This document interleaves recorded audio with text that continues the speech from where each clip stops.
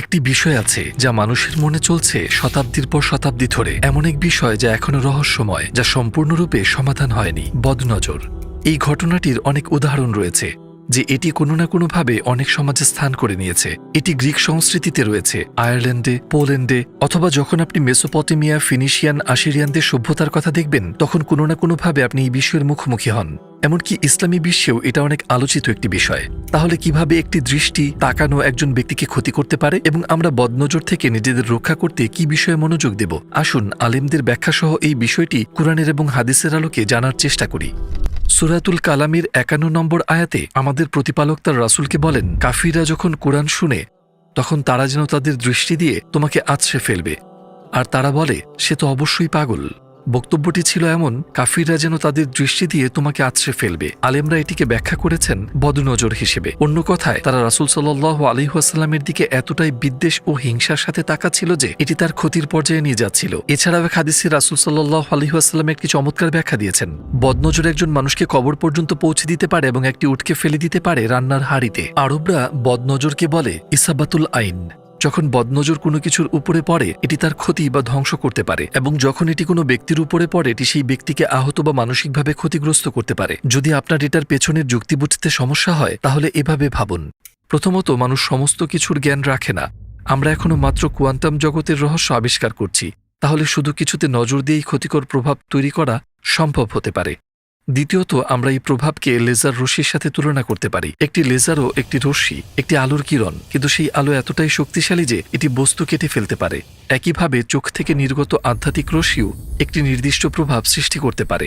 এছাড়াও মনে রাখবেন যে সবকিছু পদার্থ দিয়ে তৈরি নয়। যেমন একটি অবস্থাগত অপমানজনক শব্দ কারো হৃদয় ভেঙে দিতে পারে এবং তাকে হতাশাগ্রস্ত বা এমনকি অসুস্থ করে দিতে পারে। একটি দৃষ্টির প্রভাবও একজন ব্যক্তিকে ক্ষতি করতে পারে। আমাদের দৈনন্দিন জীবনে আমরা বদনজরের ধারণার মুখোমুখি হই, অথবা কখনো মানুষ আমাদেরকে তাদের অভিজ্ঞতা থেকে কিছু অদ্ভুত ঘটনা সম্পর্কে বলে। উদাহরণস্বরূপ, আপনি হয়তো এমন এক মিষ্টি শিশুর কথা শুনে থাকবেন যে বারবার দুর্ঘটনার শিকার হয় বা অসুস্থ হয়ে পড়ে। অথবা আপনি এমন কারো কথা জানেন যিনি তার কর্মজীবনে খুব সফল, কিন্তু কখনো তিনি পতনের সম্মুখীন হন কোনো যৌক্তিক ব্যাখ্যা ছাড়াই। কেউ নতুন কিছু কেনে এবং সাথে সাথেই একটি অপ্রত্যাশিত উপায়ে সেটি ক্ষতিগ্রস্ত হয়। কি হলো তারা বুঝতে পর্যন্ত পারে না। অন্য একটি হাদিসে আমাদের রাসূল সাল্লাল্লাহু আলাইহি ওয়াসাল্লাম বলেন, বদনজরের প্রভাব একটি বাস্তবতা। যদি কোনো কিছু ভাগ্যের আগে ঘটতে পারত তবে তা হতো বদনজরের প্রভাব। শুধু এই প্রভাবের দিকে তাকান। এর ভাগ্যের সাথে প্রতিদ্বন্দ্বিতা করতে পারার ক্ষমতা রয়েছে। এটি আপনাকে ভাবায় এটি কিভাবে হতে পারে। কিছুক্ষণের মধ্যে আমরা কয়েকটি গুরুত্বপূর্ণ দোয়া এবং পদ্ধতির দিকে তাকাবো যা আমাদেরকে বদনজর থেকে রক্ষা করবে। কিন্তু তার আগে আমি এই প্রশ্নটি করতে চাই, কোন ধরনের দৃষ্টি একজন ব্যক্তির উপর বদনজর ফেলতে পারে? আমি বলতে চাচ্ছি, এটা কি শুধু ঘটে খারাপভাবে তাকানোর মাধ্যমেই? আসলে না। কারো দিকে খারাপভাবে তাকানো, যেমন ঈর্ষার দৃষ্টি, অথবা কারো দিকে অতিরিক্ত প্রশংসা বা মুগ্ধতার দৃষ্টি নিয়ে তাকানো বদনজর হতে পারে। এর মানে আপনি এমন কিছুতে এটি ঘটাতে পারেন যা আপনার নিজের বা যা আপনি ভালোবাসেন। এমনকি একজন মা তার সন্তানের উপরও বদনজর দিতে পারে। এ সম্পর্কে অনেক সূক্ষ্ম বিশদ বিবরণ রয়েছে, কিন্তু এদের মধ্যে যা সাধারণ তা হল, যদি কিছু প্রশংসনীয় বা ঈর্ষণীয় হয় তার মানে তা ঝুঁকিপূর্ণ। আপনাকে সে বিষয়ে সতর্ক থাকতে হবে।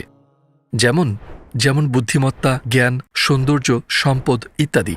এখন আসুন আমাদের প্রশ্নের দিকে, কিভাবে আমরা বদনজর থেকে নিজেদের রক্ষা করতে পারি। এখানে দুটি গুরুত্বপূর্ণ বিষয় রয়েছে। রাসূল সাল্লাল্লাহু আলাইহি ওয়াসাল্লাম তার জীবনের একটি নির্দিষ্ট সময়ের জন্য দোয়া করতেন বদনজর থেকে রক্ষার জন্য, কিন্তু যখন সূরাতুল ফালাক এবং সূরাতুন নাস অবতীর্ণ হয়েছিল তখন তিনি আগে সেই দোয়া ছেড়ে দিয়ে এই সূরাগুলো পড়তে শুরু করলেন। মনে করুন সূরাতুল ফালাকের শেষ আয়াতটি, হিংসুকের অনিষ্ট হতে যখন সে হিংসা করে। আবার আমাদের মা আয়েশা রাদিয়াল্লাহু আনহা বর্ণনা করেছেন যে রাসূল সাল্লাল্লাহু আলাইহি ওয়াসাল্লাম এই কাজটি করতেন। যখনই রাসূল সাল্লাল্লাহু আলাইহি ওয়াসাল্লাম প্রতিদিন রাতে শুতে যেতেন, সূরাতুল ইখলাস, সূরাতুল ফালাক এবং সূরাতুন নাস পাঠ করার পর হাত একত্রিত করতেন এবং এতে ফু দিতেন। তারপর তার হাত শরীরের সেসব অংশে মুছতেন যতটুকু পৌঁছানো যায়, মাথা দিয়ে শুরু করে মুখ এবং শরীরের সামনের দিক পর্যন্ত। তিনি এটি ৩ বার করতেন। আলেমরা বদনজর থেকে মুক্তি পেতে রাসূল সাল্লাল্লাহু আলাইহি ওয়াসাল্লামের নিম্নোক্ত দোয়া পাঠ করার সুপারিশ করেছেন। আউযু বিকালিমাতিল্লাহি তাম্মাতি মিন শাররি মা খালাক। আমি আশ্রয় চাই আল্লাহর পরিপূর্ণ বাণীর মাধ্যমে তার সৃষ্ট সমস্ত কিছুর অনিষ্ট থেকে। আবার আল্লাহর রাসূল সাল্লাল্লাহু আলাইহি ওয়াসাল্লাম এই দোয়া পাঠ করতেন তার প্রিয় নাতি হাসান ও হুসাইন এর প্রতিরক্ষার জন্য। আউযু বিকালিমাতিল্লাহি তাম্মাতি মিন কুল্লি শাইতানিন ওয়া হাম্মাতিন ওয়া মিন কুল্লি আইনিন লাম্মাহ। হে আল্লাহ, আমি আপনার পরিপূর্ণ বাণীর মাধ্যমে প্রতিটি শয়তান এবং বিষাক্ত কীটপতঙ্গ থেকে এবং প্রতিটি অনিষ্টকারী, ক্ষতিকারক, ঈর্ষান্বিত দৃষ্টি থেকে আশ্রয় চাই। রাসূল সাল্লাল্লাহু আলাইহি ওয়াসাল্লাম বলেছেন, এটি সেই দোয়া যা ইব্রাহিম আলাইহি ওয়াসাল্লাম করেছিলেন আল্লাহর কাছে ইসমাইল ও ইসহাক আলাইহি ওয়াসাল্লামের জন্য। এবং বদনজর থেকে রক্ষার আরেকটি উপায় কি? এটি হলো কিছু নির্দিষ্ট বাক্য বলতে ভুল না করা। রাসূল সাল্লাল্লাহু আলাইহি ওয়াসাল্লামের অনুসারে যখন কোথাও ভালো কোনো কিছু দেখা হয় তখন বলতে হবে মাশাআল্লাহ, লা কুওয়াতা ইল্লা বিল্লাহ। যা আল্লাহ চান তাই ঘটে, সমস্ত শক্তি এবং ক্ষমতা একমাত্র তার।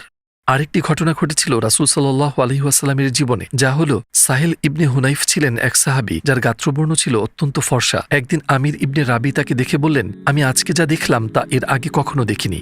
সাহেল তখনই অসুস্থ হয়ে পড়লেন এবং তার অবস্থা খারাপ হয়ে গেল। কেউ একজন আল্লাহর রাসূল সাল্লাল্লাহু আলাইহি ওয়াসাল্লামের কাছে গিয়ে জানালো যে সাহেল অসুস্থ। রাসূল সাল্লাল্লাহু আলাইহি ওয়াসাল্লাম তার কাছে এলেন এবং সাহেল আমিরের সঙ্গে যা ঘটেছিল তা জানালেন। তখন রাসূল সাল্লাল্লাহু আলাইহি ওয়াসাল্লাম বললেন, তোমাদের কেউ কেন নিজের ভাইকে হত্যা করে? তুমি কেন বললে না আল্লাহ তোমাকে বরকত দিন? তাবারাকাল্লাহ, বদনজর সত্য।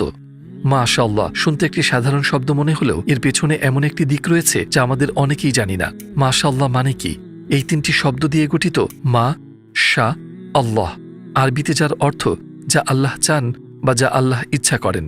তাহলে আমরা কি বোঝাতে চাই যখন আমরা কোনো কিছুর দিকে তাকিয়ে এই বাক্যাংশ বলি? আমরা বোঝাই যে আমরা কোনো কিছুকে তার নিজস্ব অস্তিত্বের ভিত্তিতে দেখি না, বরং তার স্রষ্টার ভিত্তিতে, তার শিল্পীর ভিত্তিতে বলছি। আমরা বলি আল্লাহ এটি সৃষ্টি করতে চেয়েছেন, অন্য কেউ নয়। এক অর্থে আমরা বলি কি সুন্দরভাবে আল্লাহ এটি সৃষ্টি করেছেন। আমরা স্মরণ করি যে আল্লাহই সবকিছু দান করেন, সৃষ্টির প্রতিটি গুণাবলী তিনিই দিয়েছেন। বদিউজ্জামান সাইদ নুরসি এই ব্যাপারে বলেন, সংক্ষেপে এই বিশ্ব এবং এর মধ্যে থাকা সৃষ্টিসমূহকে ভালোবাসুন এমনভাবে যেন তা নিজেদের বাইরে কোনো অর্থের দিকে ইঙ্গিত করে। তাদেরকে শুধুমাত্র তাদের নিজেদের জন্য ভালোবাসবেন না, বলবেন না এগুলো কত সুন্দর, বলুন এগুলো কত সুন্দরভাবে সৃষ্টি করা হয়েছে। এর অর্থ হলো যে যখন আমরা একটি শব্দ পড়ি শুধু সেই শব্দের অক্ষরগুলোর দিকেই আমরা মনোযোগ দিই না, বরং আমরা সেই শব্দটি যে অর্থ প্রকাশ করে তা নিয়ে ভাবি।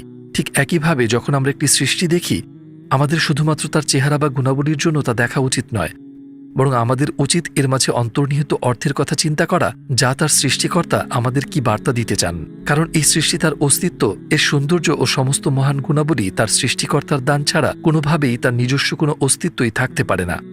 তাই সমস্ত প্রশংসা ও কৃতজ্ঞতা তার সৃষ্টিকর্তার জন্য হওয়া উচিত, সৃষ্টির জন্য নয়, এবং তাই হওয়া উচিত।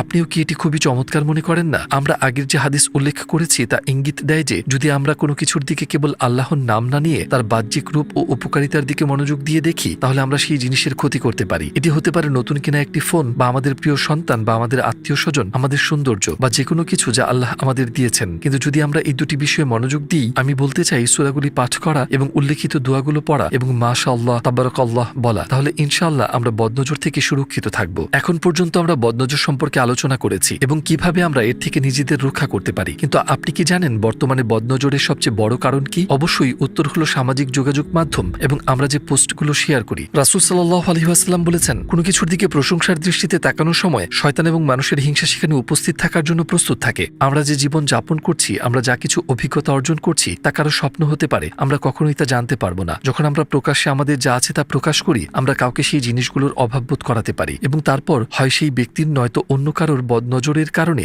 সেগুলো ক্ষতিগ্রস্ত হতে পারে বা হারিয়ে যেতে পারে। সম্ভবত আমরা এই পরিস্থিতির অভিজ্ঞতা কয়েকবার পেয়েছি অতীতে, কিন্তু তা বুঝতে পারিনি। এই বিষয়ে আমি দুটি চূড়ান্ত সমাধান দিতে চাই।